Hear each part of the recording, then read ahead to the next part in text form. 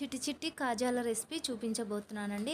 ముందుగా 2 కప్పుల మైదా పిండి తీసుకోవాలి. చిటికెడు వంట సోడా, చిటికెడు ఉప్పు వేసుకోవాలి. 3 టేబుల్ స్పూన్ల నూనె వేసుకొని పిండిని బాగా కలుపుకోవాలండి. ఇప్పుడు నీళ్ళు వేసి చపాతీ పిండిలాగా కలుపుకొని పక్కన పెట్టుకోవాలి.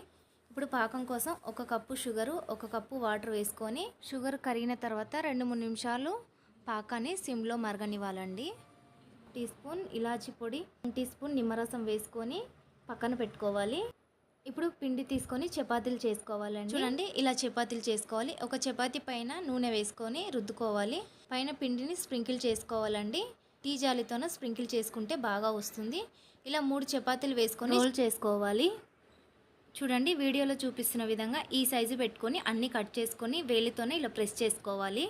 నూనె గోరువెచ్చగా ఉన్నప్పుడు వేసి ఇవి కొంచెం ఫ్రై అయిన తర్వాత స్టవ్ని మీడియంలో పెట్టుకొని ఫ్రై చేసుకోవాలండి. చూడండి, పాకంలో వేసుకోవాలి. పాకంలో 2-3 నిమిషాలు ఉంచి